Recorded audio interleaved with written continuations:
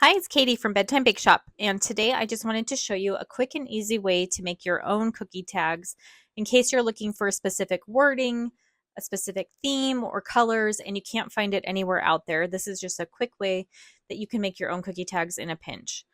So going over to my computer, we're going to go to canva.com. If you don't have an account already, it's free to sign up. If you do have an account, go ahead and get signed in. Once you're in, you're going to click on custom size right here.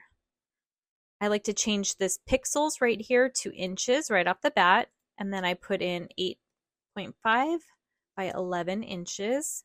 That's a typical letter size for your printer.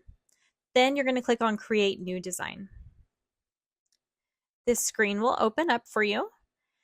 From here, we're going to go over to Elements. And we want to search for Circle Frame. Now it's important you look for a frame versus just a circle shape because the frame is going to be what gives us the ability to fill it with a background. So the frames look like this. It has a cloud, a blue sky, and some green hills. So that's just something to keep in mind. We're going to click on this one right here. It's a basic circle. So you'll see it comes up kind of big. We want about a 2-inch cookie tag. So what we're going to do is resize that. So to do that, you go up to Position, and you'll see the dimensions right here. So we're going to change this to 2 inches, and that looks good. It resized it for us. So you can click off the screen here. And we're going to position this up a little bit more towards the top of the page. So now we're ready to start designing. So what we're going to do is go over to Elements, and we want to search Elements. So Halloween is coming. Let's look for a cute Halloween background. And this one looks pretty cute. So I'm just going to click on it one time with the left button on my mouse.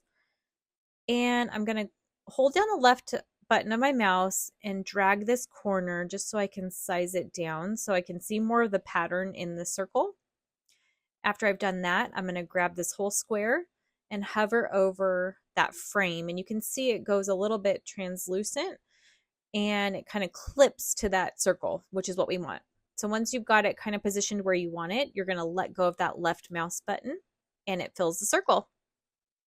So if you want to zoom in to see a little bit better what you're working with, you're going to hit Command plus,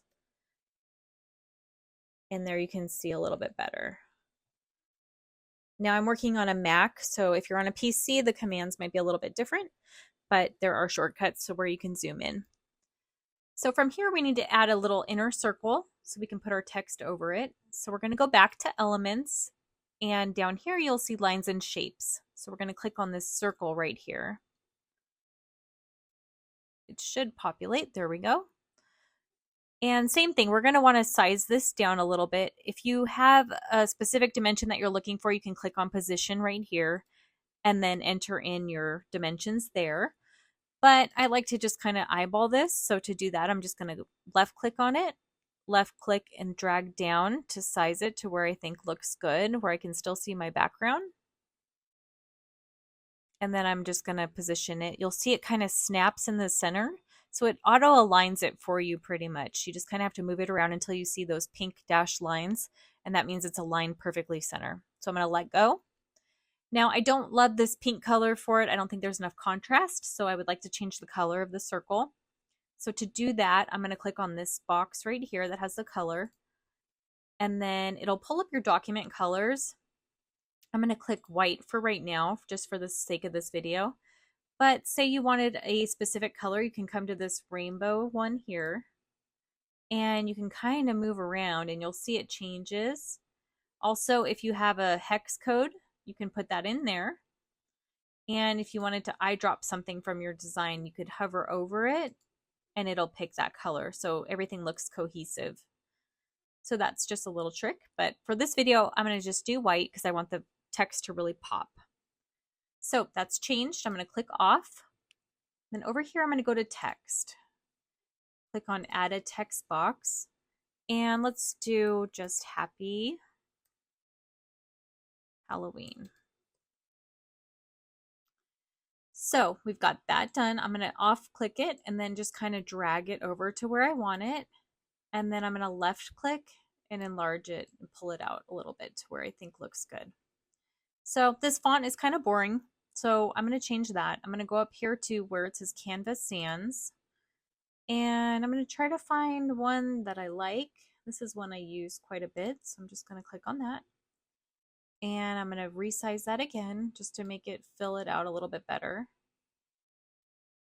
One thing I do is I try to make a little area for a hole punch up here. And I know people use a lot of bows, so I like to give some room there so it's not covering or cutting off the text. So I do set my text a little bit lower on the tag for that reason, but you're free to do whatever you like if you think it looks better the other way. So once we've got that, oh, one more note about the font. Canva does come with some free fonts.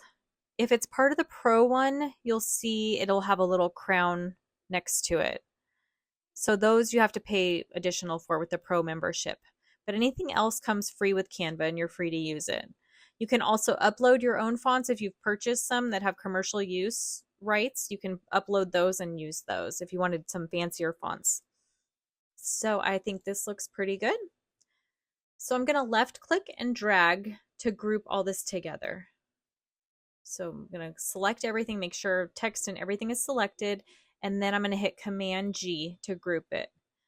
What that does is it allows me to move it all as one unit, so nothing's going to fall apart when I move it. It's not going to get separated. So we've got that all grouped together, and now I need to fill out my page so I can print it. So to do that, I'm going to hit Command C, Command V. That's going to paste it down for me, and then I can move it and see it'll line up for you. Another way to do this is to right click and hit duplicate, and it'll make a copy for you, and then you can align it that way. So once I've got my first row of 3, I like to left click over all of them, select them, and then hit the right button and duplicate, and that'll give me another row. This is just a faster way to fill out that page. And then you can do that again, duplicate, and then duplicate one more. So you can adjust the spacing on this if you want. If you're going to be using a, nope, that one didn't group. If you're going to be using a paper punch, I do recommend only doing 12 tags per sheet because sometimes there's issues with it cutting off. So that's just a little suggestion there. If you really want to get precise, you can, well, first of all, make sure that these groups are grouped. So again, Command G. That one's grouped. Let's see. Yep, that one's grouped. That one's grouped. You'll notice it's not grouped if there are individual boxes around each one. So we're going to do Command G and group that. So once they're all grouped, you're going to select all of them. And you can do position. Then you go to align elements. So we want to space evenly vertically. So that will adjust them so they're spaced all the way correctly. And then you can space them center as well. So that's if you want them perfect. To deselect, you're just going to click off of that and that'll go away. So I've shown you how you can find backgrounds on Canva. They have a lot of free ones that you can choose from. If you can't find what you're looking for on Canva, a website that I recommend is called Creative Fabrica. I'll toggle over to that here.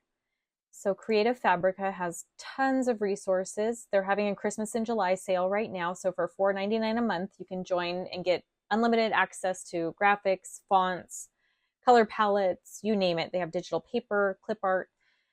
So you can come over here and we can search for Halloween digital paper.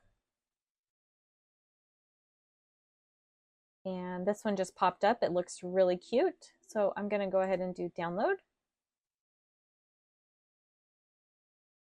It's going to save to your computer, most likely in the downloads or desktop area. So you're going to click on it to open it up. All of their files will come zipped, so you'll have to unzip them, which usually is double double clicking or right clicking on them. So here it's downloaded. So we're going to go back to Canva, and to upload that graphic, we're going to go here to uploads, click on upload files, and I'm going to navigate on my computer where it's saved. So here it is. And you want either the JPEG or the PNG file. So let's just click this one, and it's going to bring it into Canva for you to use. So it takes a second for it to upload.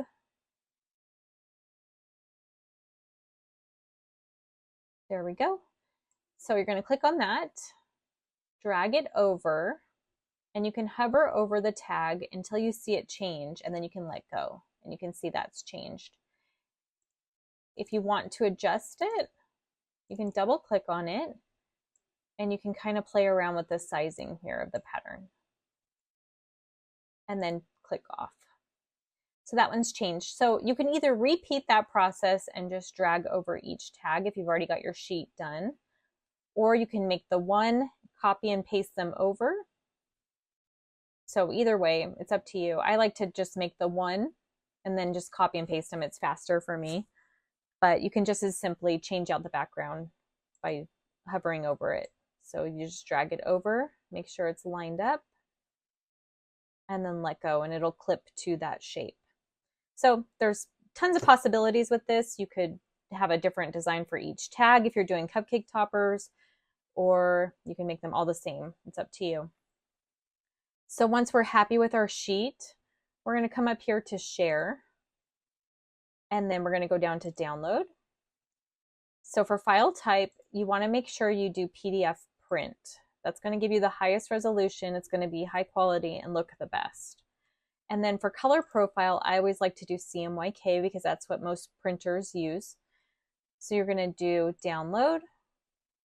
It's going to save it to your computer. Takes a second. So it'll most likely be in your download section on your computer. You're going to open it up, and then you can just hit print and print from your computer. So I recommend printing these on cardstock. I do recommend a paper punch. I'll link below the one that I love to use, as well as the paper that I usually print my tags on. And I do have a link for Creative Fabrica as well if you're interested in trying it out to get access to graphics and digital papers and fonts. So I will leave all that below for you to check out, and I hope this was helpful. If you have any questions, I am just a message away. See you in the next one.